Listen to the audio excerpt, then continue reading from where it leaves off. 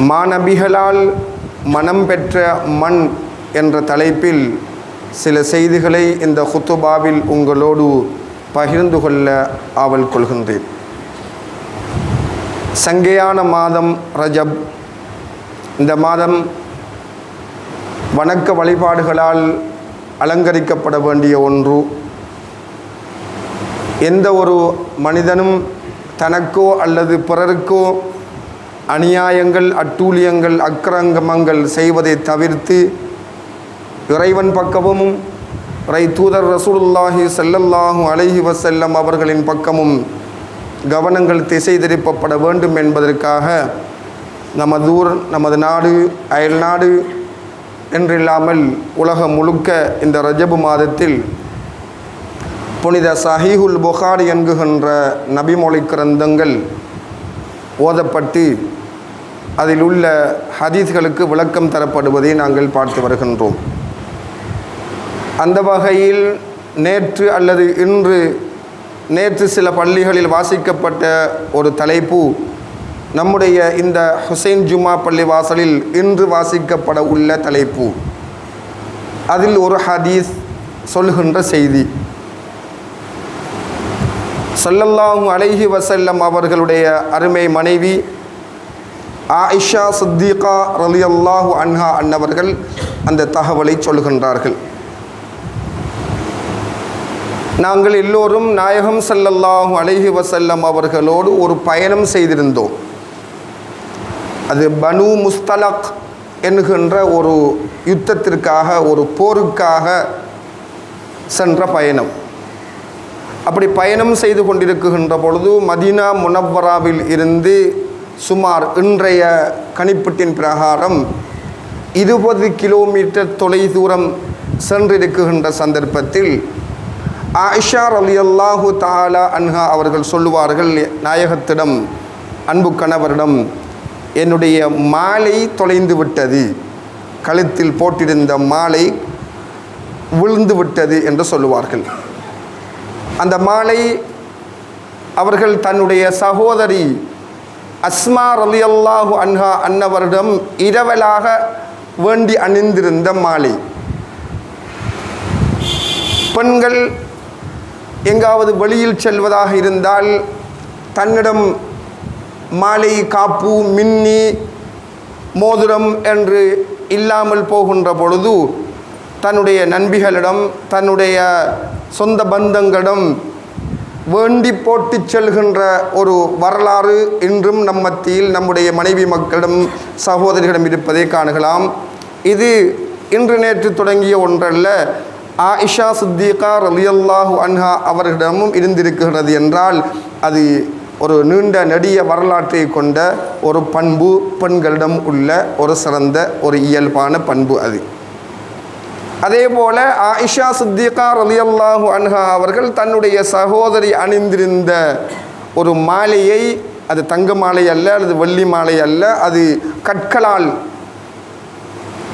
கற்களால் செய்யப்பட்ட மாலை, இந்த மாணிக்க கல் போன்ற ஒரு பெறுமதியான, அது யமன் தேசத்தில் உள்ள ஒரு மாலை, சிங்கப்பூர் மாலை, சவுதி மாலை, அல்லது இப்படி இந்த 22 காரட் அல்லது 19 இப்படியான இந்த நகைகள் இருப்பது போல யமன் தேசத்தில் இருந்து பெறப்பட்ட ஒரு மாலையைத்தான் பெற்று அணிந்து செல்கின்ற பொழுது அந்த மாலை தொலைந்து போக, விழுந்து போக ஸல்லல்லாஹு அலைஹி வஸல்லம் அவர்களிடம் முறைப்பாடு செய்ய, ஸல்லல்லாஹு அலைஹி வஸல்லம் அவர்கள் அந்த பயணத்தை அப்படியே அங்கேயே தங்க வேண்டும், மாலையே தேடி புறப்படும் வரை என்ற முடிவுக்கு வந்து தங்கிவிடுவார்கள். காணத்து போன மாலை இல்லவா, மனைவியுடைய மாலை காணத்து போனால் அதை தேடி கொடுக்க வேண்டிய கடமை, பொறுப்பு ஒரு கணவனிடம் உள்ளது என்ற சட்டத்தை அடுத்த சட்டமாக சொல்லும். இப்படி ஒவ்வொரு சட்டத்தையும் இந்த ஹதீஸ்கள் இதனூடாக எங்களுக்கு பெருமக்கள் சொல்லித் தருவார். இந்த ஹதீஸின் மூலமாக நாம் பெறுகின்ற மஸ்அலாக்கள் என்ன, சட்டங்கள் என்ன, பண்பாடுகள் என்ன, படிப்பினைகள், பாடங்கள் என்ன என்பதனை சொல்லி சென்று கொண்டே இருப்பார்கள் இம்மாக்கள். இரண்டாவது பாடமாக, ஒரு மனைவி தன்னுடைய கணவனிடம் ஒரு பொருள் காணவில்லை என்று முறைப்பாடு செய்தால் அந்த பொருளை தேடி பெற்றுக் கொடுக்க வேண்டிய பொறுப்பு கணவனுக்கு உள்ளது என்பதனை இந்த இரண்டாவது அம்சங்கள் நிரூபித்து காட்டும். இப்படி அந்த தங்கின இடம் மதீனா முனவ்வராவிலிருந்து 20 கிலோமீட்டர் தொலைவில் உள்ள அந்த தொலைதூரத்தில் உள்ள அந்த இடம் இப்பொழுதும் இருக்கிறது, பாதுகாப்பாக இருக்கிறது. மக்கள் சென்று பார்வையிடுவார்கள். ஸல்லல்லாஹு அலைஹி வஸல்லம் அவர்கள் எந்த இடத்தில் தங்கினார்கள், எந்த இடத்தில் தொழுதார்கள், எந்த இடத்தில் எந்த வழியாகவெல்லாம் பயணம் செய்தார்கள் என்றெல்லாம் அங்கு செல்கின்றவர்கள் தேடி தேடி சென்று அதை பார்க்க வேண்டும். அதுவும் இபாதா, அதுவும் வணக்கம் என்ற ஒரு பாடத்தையும் இந்த ஹதீஸினூடாக சொல்லித் தருவார்கள். அந்த இடம் எந்த ஒரு தண்ணீர் வசதியமற்ற ஒரு இடம். அவர்களிடமும் தண்ணீர் இருக்கவில்லை. ஸல்லல்லாஹு அலைஹி வஸல்லம் அவர்களிடமோ அல்லது சஹாபாக்களிடமோ தண்ணீர் இருக்கவும் இல்லை. அந்த சுற்று வட்டாரத்தில் தண்ணீர் இருக்கவும் இல்லை. அதனால் தண்ணீர் தேவை ஏற்படுகிறது சஹாபாக்களுக்கு. இப்படி சஹாபாக்களுக்கு தண்ணீர் தேவை ஏற்பட்டு தேடி தேடி பார்த்து விட்டு சஹாபாக்கள் எல்லாம் சித்திகுல் அக்பர் ஆயிஷா ரலியல்லாஹு அன்ஹா அன்னவர்களுடைய அன்பு தந்தை அபூபக்கர் சித்திக் ரலியல்லாஹு அன்ஹு அவர்களிடம் வந்து முறைப்பாடு செய்வார்கள். தோழரே, உங்களுடைய மகள் செய்த வேலையை பார்த்தீர்களா? ஒரு பெண் பிள்ளை, அது திருமணம் முடித்த பிள்ளையாக இருந்தாலும் சரி, பெரிய பிள்ளையாக இருந்தாலும் சரி, அது ஏதாவது தப்பு தவறுகள் செய்கிற பொழுது அந்த தப்பு தவறை கணவனிடம் முறையிட்டு அதை சீர்திருத்தம் செய்வது போல அந்த பெண் பிள்ளையுடைய பெற்றோர்களிடமும் முறைப்பாடு செய்து அதை திருத்துவதற்குரிய வழிவகை செய்யப்பட வேண்டும் என்ற ஒரு பாடம் மற்றும் ஒரு பாடம் இந்த ஹதீஸின் ஊடாக.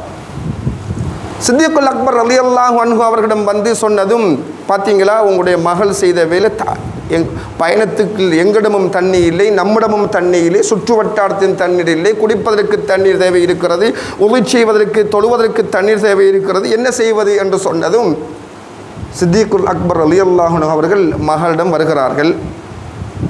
மகளிடம் வந்து பார்த்த பொழுது அவர்கள் மனைவியுடைய மடியிலே தூங்கிக் கொண்டிருக்கின்றார்கள். எழுப்ப முடியாது, எழுப்பவும் கூடாது. இந்த ஹதீஸை தொடர்ந்து வருகின்ற மூன்றாவது இந்த தயம்மும், இது கிதாபு தயம்மும் என்கின்ற ஒரு பிரதான தலைப்பினுடைய 3வது அல்லது 4வது ஹதீஸிலேயே சொல்லப்படுகின்ற மற்றும் ஒரு செய்தி, ஸல்லல்லாஹு அலைஹி வஸல்லம் அவர்கள் தூங்கினால் அவர்கள் தாமாக எழும்புகின்ற வரைக்கும் யாரும் எழுப்பாட்டக்கூடாது, எழுப்பாட்டுவதும் இல்லை. அவர்களாக எழும்ப வேண்டும். ஏன்? அவர்களுக்கு தூக்கத்தில் என்ன ஆகிறது என்று தெரியாது. வகை வரலாம், வான செய்திகள் வரலாம், ஜிப்ரீலுடைய சந்திப்புகள் நிகழலாம், இறைவனுடைய சந்திப்புகள் நிகழலாம். அதனால் பெருமானார் ஸல்லல்லாஹு அலைஹி வஸல்லம் அவர்கள் தூங்கிவிட்டால் எழுப்பாட்டக்கூடாது என்பதற்காக அவர்களும் விட்டுவிட்டு பின்னால் வந்து மகளுடைய இடுப்பிலே கையால் குத்துகிறார்கள். யாராவது இரக்கமுள்ள ஆக்கள் அல்லது ஏதாவது தப்பு தவறு செய்கின்ற பொழுது முதுகுல வந்து கிள்ளுற அல்லது இப்படி ஒரு பழக்கம் உண்டு இருக்கு இல்லையா? அதே போல் சித்திகுல் அக்பர் நாயகம் ஆயிஷா ரலியல்லாஹு அன்ஹா அவர்களுடைய முதுகிலே வந்து கை விரலால் குத்தி, என்ன வேலையை செஞ்சிட்டீங்க நீங்கள்? உங்களோட மாலை காணத்து போனால் இப்படியா அவஸ்தைப்படுத்துகிற மத்தாக்களை, நீங்கள் செய்த வேலை தவறலவா என்குகின்ற விஷயத்தில் கோபம் வந்தால் எப்படி என்னவெல்லாம் யாராவது சொல்லலாமோ, ஆயிஷா நாயகி சொல்லுவார்கள், மாஷா அல்லாஹ் என்னெல்லாம் சொல்லணுமோ அத்தனையும் சொன்னாங்க. என்னென்ன சொன்னாங்கன்னு அங்கே சொல்லப்படலை. மாஷா அல்லாஹ் சும்மா பாயை திறந்தா புள்ள என்னவெல்லாம் பேசுமோ கோபத்தில், அந்த மாதிரி ஒரு கோபத்தில் வெளிப்படுகின்ற வார்த்தைகள். ஸல்லல்லாஹு அலைஹி வஸல்லமுடைய மனைவியை தன்னுடைய தந்தை தட்டி கேட்குகின்றார்கள், திருத்த முயற்சிக்குகின்றார்கள். அந்த பிள்ளையை திருமணம் முடித்த பெரிய பிள்ளையாக இருந்தாலும் தப்பு செய்தால் திருத்துகின்ற, தண்டிக்குகின்ற அதிகாரம் தந்தைக்கும் உள்ளது என்ற ஒரு பாடம் இங்கே சொல்லப்படும். அடுத்த பாடமாக, கல்யாணம் முடித்த பிள்ளைக்கு அடிக்கலாமா, பெரிய பிள்ளைய ஏசலாமா என்கின்ற ஒரு செய்தியெல்லாம் நம்ம மத்தியில் இருக்கும் அல்லவா? பெரிய ஆளானா, பெரிய பிள்ளையா குமரியானா எப்படி கண்டிக்கிறது, பெரிய பிள்ளையானா வாலிப பிள்ளைகளை எப்படி திருத்துறது, ஏசுறது, சபையில் எப்படி திருத்துறது, சபையில் வச்சு திருத்தினா அது ஒரு அவமானமாகுமே, இவர் நம்மளை 4 பேருக்கு மத்தியில் வந்து ஏசிட்டாரே, கிள்ளிட்டாரே, திட்டாரே என்கின்ற பண்பாடெல்லாம் அல்ல. இதெல்லாம் நமது இஸ்லாமிய நாகரிகம் அல்ல. திருத்த வேண்டி வந்தால் யாரும் உரியவர்கள் எந்த இடத்திலும் அதற்கென்று விதங்கள் இருக்குகின்றது. அதன் விதத்தின் பிரகாரம் திருத்தக்கூடிய அனுமதியை மார்க்கம் தந்திருக்கிறது. சித்திக் அக்பர் ரலியல்லாஹு அன்ஹு அவர்கள் இப்படி சொல்லிவிட்டு சென்று விடுவார்கள். சஹாபாக்கள், சில சஹாபாக்கள் தண்ணீர் இல்லை என்பதற்காக தயமம் சட்டம் வரவில்லை இன்னும் அப்படியே தொழுது விட்டதாகவும் வரலாறுகள் வரும். கண் விழிக்குகின்றார்கள் ஸல்லல்லாஹு அலைஹி வஸல்லம் அவர்கள். கண் விழித்து தொழுவதற்காக தண்ணீர் தேவை ஏற்படுகின்ற பொழுது தண்ணீரை கேட்டால் தண்ணீர் இல்லை, தண்ணீரை கேட்டால் தண்ணீர் இல்லை. வசனம் இறங்குகிறது. சூரத்துன் நிசா என்கின்ற அத்தியாயத்தின் 43வது வசனம். யா அய்யுஹல்லதீன ஆமனூ லா தக்ரபுஸ் ஸலாத வ அன்தும் சுகாரா ஹத்தா தஅலமூ மா தகூலூன வலா ஜுனுபன் இல்லா ஆபிரி சபீலின் ஹத்தா தக்தஸிலூ வ இன் குன்தும் மர்லா வ அலா ஸஃப்ரின் அவ் ஜாஅ அஹதும் மின்கும் மினல் காயித் அவ் லாமஸ்துமுன் நிஸாஅ ஃபலம் தஜிது மாஅன் ஃபதயம்மமூ ஸஈதன் த்வய்யிபா ஃபம்ஸஹூ பிவுஜூஹிக்கும் வ ஐதீக்கும் இன்னல்லாஹ கான அஃபூவன் கஃபூரா என்ற சட்டம் இறங்குகிறது. தொழுவதற்கு உதுவில்லாமல் அல்லது கட்டாய குளிப்புள்ளவர்கள், அவசிய முது செய்ய வேண்டியவர்கள், அவசிய குளிப்பு நிறைவேற்ற வேண்டியவர்கள் தண்ணீர் இல்லை என்ற பட்சத்தில் என்ன செய்யலாம் என்பதற்கான சட்டம் இப்பொழுதுதான், இந்த சந்தர்ப்பத்தில் தான் இறங்குகிறது. என்ன செய்ய? மண்ணால் தயமம் செய்து கொள்ள வேண்டும். மண்ணால் தயமம் செய்து கொள்ள வேண்டும்.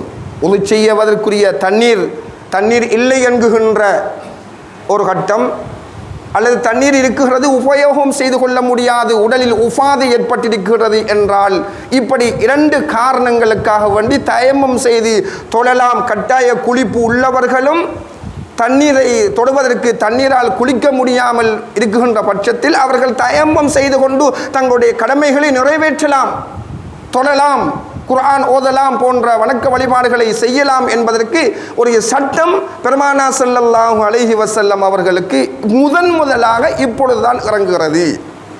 அது எப்படி தயமம் செய்வது? முகத்திற்கும் 2 கைகளுக்கும். அது தலை மசகு இல்லை, காலை கழுவதில்லை, வாய் கொப்பளிப்பது இதுவெல்லாம் கிடையாது. முகத்தை 2 அடி, ஒரு அடியால் முகத்தை தடவுவது, 2 அடியால் இடக்கையால் வலக்கையையும் வலக்கையால் இடக்கையையும் தடவி விடுவது என்ற சட்டத்தை எங்களுக்கு ஷரீஅத்து சொல்லும். அந்த இப்படியான ஒரு சட்டம் முதலாக பெறப்படுகின்ற சந்தர்ப்பமாக இந்த வாக்கியா, இந்த சம்பவம் நிகழ்ந்திருப்பதை எங்களுக்கு பெருமக்கள் சொல்லித் தருவதை காண முடிகிறது.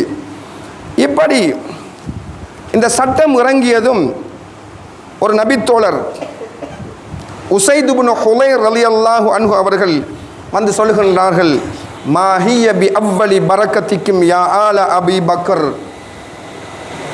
சித்திக் அக்பர் ரலியல்லாஹு அன்ஹு அவர்களுடைய குடும்பத்தை பார்த்து அவர்கள் சொல்லுவார்கள், இது உங்களால் பெறப்பட்ட ஒன்று, இது உங்களுடைய பரக்கத். ஒருவர் மூலமாக ஒரு நல்ல விஷயம் கிடைக்கப்பெறமாக இருந்தால் அதற்கு பரக்கத்துக்காக உணவு அருந்துதல், பரக்கத்துக்காக தண்ணீர் அருந்துதல், பரக்கத்துக்காக ஒரு வீட்டை கட்டுதல், பரக்கத்திற்காக ஒரு வேலையை செய்தல் என்கின்ற பண்பாடு, இந்த பரக்கத் என்கின்ற வார்த்தை உபயோகம் பெருமானா ஸல்லல்லாஹு அலைஹி வஸல்லம் அவர்களுடைய அருமையான சஹாபாக்களில் காணப்பட்டிருக்கிறது என்பதனை இந்த ஹதீஸினுடைய பிரதான செய்தியாக பெருமக்கள் சொல்லுவார்கள். பரக்கத்து பெறுதல், ஸல்லல்லாஹு அலைஹி வஸல்லம் அவர்களின் ஊடாக பரக்கத்து பெறுதல், அவர்கள் அருந்திய தண்ணீரூடாக, அவர்கள் அணிந்த ஆடை ஊடாக, அவர்கள் இருந்த இடத்தின் மூலமாக. எந்த அளவுக்கு என்றால் ஸல்லல்லாஹு அலைஹி வஸல்லம் அவர்கள் ஏதாவது ஒரு இடத்தில் மலசலம் கழிப்பதற்குத்தான் இருந்தார்கள் என்றிருந்தாலும், பயணத்தில் ஸல்லல்லாஹு அலைஹி வஸல்லம் அவர்கள் ஒரு இடத்திலே குந்தி சிறுநீர் கழித்திருப்பார்கள், அல்லது ஒரு இடத்திலே குந்தி மலம் கழித்திருப்பார்கள். அந்த இடத்திலும் கூட ஸல்லல்லாஹு அலைஹி வஸல்லம் அவர்களுடைய சஹாபாக்கள் அப்துல்லாஹ் இப்னு உமர் இப்னு கத்தாப் ரலியல்லாஹு அன்ஹு அவர்களுடைய மகன் அப்துல்லா ரலியல்லாஹு அன்ஹு அவர்கள் தேடி தேடி சென்று அந்த இடத்திலும் குந்தி விட்டு கலந்து செல்லுவார்கள். பெருமானா ஸல்லல்லாஹு அலைஹி வஸல்லம் அவருடைய அந்த அன்புக்குரிய வழிகாட்டிகளில் ஒன்றாக அது இருக்கும் என்ற ஒரு எண்ணப்பாடு, ஒரு நம்பிக்கை அருமையான சஹாபாக்களிடம் இருந்து வந்தது என்பதனை இங்கே சொல்லி காட்டுவதற்காக வேண்டி அந்த உஸைத் இப்னு ஹுலைர் ரலியல்லாஹு அன்ஹு அவர்கள், உங்களால் இந்த சித்திகுல் அக்பருடைய குடும்பத்தினூடாக, அதிலும் விசேஷமாக ஆயிஷா ரலியல்லாஹு அன்ஹா அன்னவர்களின் ஊடாக எங்களுக்கு ஏராளமான சட்டங்கள், ஏராளமான அம்சங்கள் புதிதாக கிடைத்திருக்கிறது. இது உங்களால், இது வெறுமனே மாலை காணாதது ஒரு இங்கே விஷயம் அல்ல, உங்களுடைய மாலையை காணாமல் ஆக்க வைத்து, அது இறைவனுடைய செயல்.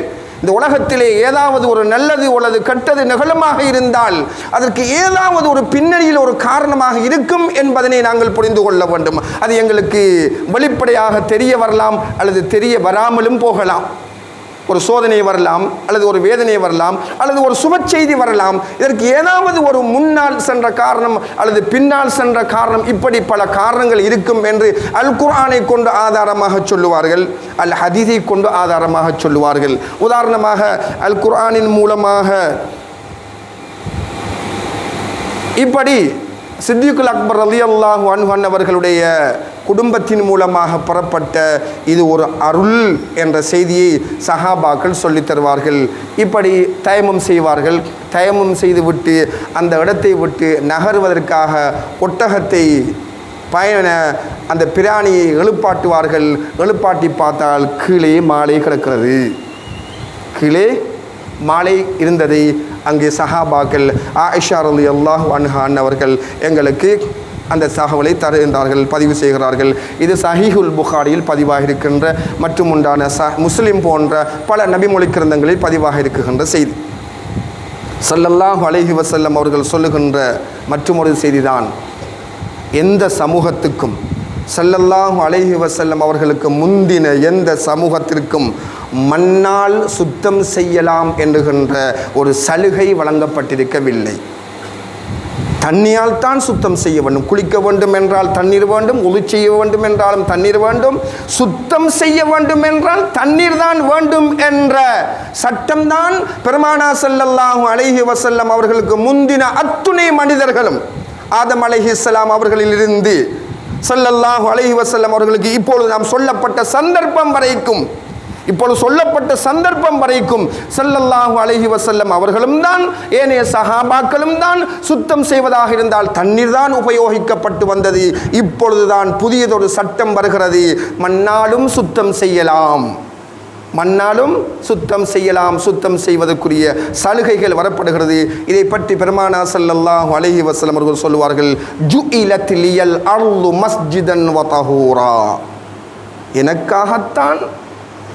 எனக்காகத்தான் என்னால் தான் இந்த மண் சுத்தம் செய்யப்படுவதற்குரிய தகமை பெற்றது, எனக்காகத்தான் மண்ணால் சுத்தம் செய்யலாம் என்ற சட்டம் உங்களுக்கு வழங்கப்பட்டது என்ற செய்தியை ஸல்லல்லாஹு அலைஹி வஸல்லம் அவர்கள் எங்களுக்கு சொல்லித் தருவார்கள். ஆக மண்ணால் நாங்கள் தயமம் செய்கின்றோம் என்றால் அந்த தயமம் செய்கின்ற அந்த சந்தர்ப்பங்களில் தருணங்களில் எங்களுடைய மனங்களில் ஊடறுக்க வேண்டும், மனங்களில் எங்களுடைய உள்ளங்களில் எழ வேண்டும்.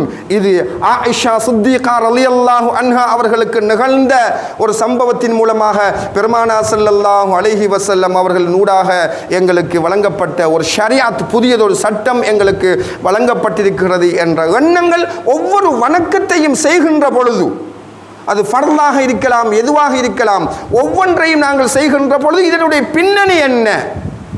பொதுவாக இந்த ரஜபு மாதத்தில் இந்த தொழுகை கடமையாக்கப்பட்ட செய்தி ஒன்று நாங்கள் சொல்லுவோம். இந்த ரஜபு மாதத்தில் தான் அல் இஸ்ரா வல் மிஹ்ராஜ் என்கின்ற நிகழ்வு நிகழ்ந்திருக்கிறது. அந்த நிகழ்வில் தான் நாயகம் ஸல்லல்லாஹு அலைஹி வஸல்லம் அவர்களுக்கு தொழுகை, அவர்கள் மூலமாக எங்களுக்கு தொழுகை கடமையாக்கப்பட்டது. அது 50 நேரமாக கடமையாக்கப்பட்ட தொழுகை 5 குறைக்கப்பட்டு 5 வந்தது நின்றது. 5 நேரம் நாங்கள் தொழுகின்றோம் என்றால் அந்த தொழுகை கூட பெருமானார் ஸல்லல்லாஹு அலைஹி வஸல்லம் அவர்களுக்காக எங்களுக்கு வழங்கப்பட்டது. அப்போ தொழுகை நிற்கின்றோம் என்றால் எங்களுடைய நினைவு பெருமானார் ஸல்லல்லாஹு அலைஹி வஸல்லம் அவர்கள். தொழுகைக்காக உது செய்கின்றோம் என்றால் உது செய்கின்ற முதல் கட்டம் வாய்களை 2 கைகளையும் கழுவ வேண்டும், வாய் கொப்பளிக்க வேண்டும், நாசிக்கு தண்ணீர் செலுத்த வேண்டும். இது பெருமானார் ஸல்லல்லாஹு அலைஹி வஸல்லம் அவர்கள் செய்து காட்டிய செயல்பாடு. மண்ணால் தயமம் செய்கின்றோம் என்றால் இது பெருமானார் ஸல்லல்லாஹு அலைஹி வஸல்லம் அவர்களினால் ஏற்படுத்தி தரப்பட்ட, அவர்களுக்காக வழங்கப்பட்ட ஒரு ஷரியாத். இந்த அடிப்படையில் எங்களுக்கு பெருமக்கள் சொல்லித் தருவார்கள், பெருமானார் ஸல்லல்லாஹு அலைஹி வஸல்லம் அவர்கள் இப்பொழுது எந்த இடத்தில் உறங்கிக் கொண்டிருக்கின்றார்களோ, எந்த இடத்தில் பெருமானார் ஸல்லல்லாஹு அலைஹி வஸல்லம் அவர்கள் எந்த பகுதி மண் பெருமானாருடைய அந்த திருவுடலை சுமந்திருக்குமோ அந்த மண், அதை விட சிறந்த இடமே இல்லை என்று அறிஞர்கள் சொல்லுவார்கள். அந்த பிரதேசத்தை பெருமானார் ஸல்லல்லாஹு அலைஹி வஸல்லம் அவருடைய புனித மேனியை சுமந்த மண்ணை விட சிறந்த மண் இந்த பூமியில் அல்ல, வானில் எங்கும் இல்லை என்ற செய்தியை எங்களுக்கு அறிஞர்கள் சொல்வார்கள். ஆக இந்த மண்ணுக்கு கிடைத்த பெருமை என்றால், மண்ணின் மனம் வீசுகின்றது என்றால், அது மாணவிகள் நாயகம் ரசூலுல்லாஹி ஸல்லல்லாஹு அலைஹி வஸல்லம் அவர்களின் ஊடாகத்தான் என்ற செய்தியை எங்களுக்கு இந்த சஹீஹுல் புகாரியில் ஹதீஸ் எங்களுக்கு பாடமாக தந்து கொண்டிருக்கிறது. அப்படியான சஹீஹுல் புகாரி நம்முடைய ஊரில், நம்முடைய நாட்டில், நம்முடைய அயல் நாடுகளில் ஓதப்படுகின்றது என்றால், அந்த சஹீஹுல் புகாரி அது ஒரு பரக்கத். அதை ஓதுவது என்பது ஒரு பரக்கத், அதில் செவிசாய்ப்பது என்பது பரக்கத், அதில் கலந்து கொள்வது என்பது பரக்கத், அதற்கு நன்மை உண்டு. எனவே நாயகம் ஸல்லல்லாஹு அலைஹி வஸல்லம் அவர்களுடைய நபிமொழிகள் ஓதப்படுகின்ற பொழுது அதற்கு நீங்கள் உங்களுடைய பங்களிப்புகளை செய்யுங்கள், அதில் வந்து கலந்து கொள்ளுங்கள், அதனூடாக நீங்கள் நன்மை பெறுங்கள். அதனூடாக எந்த பிரதேசத்தில் எந்த இடத்தில் சஹீஹுல் புகாரி என்கின்ற நபிமொழி கிரந்தம் ஓதப்படுகின்றதோ அவர்களுடைய தேவை நிறைவேறும் என்று அறிஞர்கள் சொல்வார்கள். எந்த தேவைக்காக சஹீஹுல் புகாரியை நீங்கள் புரட்டி வாசிக்கின்றீர்களோ அந்த தேவை உங்களிடத்தில் மனப்பூர்வமாக உளப்பூர்வமான நம்பிக்கையோடு நீங்கள் அதில் கலந்து கொண்டு அதை சிறப்பிப்பீர்களாக இருந்தால் அந்த தேவை உங்களுக்கு நிறைவேறும் பாக்கியத்தை அல்லாஹ் தந்தருள்வான் என்ற செய்தியை சஹீஹுல் புகாரி என்கின்ற நபிமொழி கிரந்தத்தின் வாசிப்பின் அருள் பற்றி பரக்கத் பற்றி எங்களுக்கு எங்களுடைய பெருமக்கள் சொல்லித் தருவார்கள். ஆகவே அல்லாஹ்வின் நல்லடியார்களே, அருமை இஸ்லாமிய தோழர்களே, அண்ணல் நாயகம் ஸல்லல்லாஹு அலைஹி வஸல்லம் அவர்களுடைய நபிமொழிகளை வாசித்து விளக்கம் சொல்லி அதனை புரிந்து அதில் கலந்து சிறப்பிக்கின்ற பாக்கியத்தை எம் எல்லோருக்கும் தந்தல் புரிவானாக. யா அல்லாஹ், எங்கள் நாயகம் ஸல்லல்லாஹு அலைஹி வஸல்லம் அவர்களுடைய ஷஃபாஅத்தை எங்களுக்கும் எங்களை விட்டு மரணித்து மண்ணறையில் வாழ்கின்ற எங்களுடைய பெற்றோர்கள், உற்றார், உறவினர்கள், இனத்தவர்கள் அனைவருக்கும் தந்தல் புரிவாயாக. எங்கள் நாயகம் ஸல்லல்லாஹு அலைஹி வஸல்லம் அவர்களுடைய சிறப்புகளையும் அகமியங்களையும் மதிப்புகளையும் சொல்வதற்கும் எழுதுவதற்கும் எங்களுக்கு நீ நட்பாக்கியம் தருவாயாக. பெருமானாருடைய பெருமைகளை பேசியவர்களாக எழுதியவர்களாக இவ்வுலகை விட்டு பிரிகின்ற பாக்கியம் தருவாயாக. ஆமீன் ஆமீன். வ ஆகிரு தஅவானா அனில் ஹம்துலில்லாஹி ரப்பில் ஆலமீன்.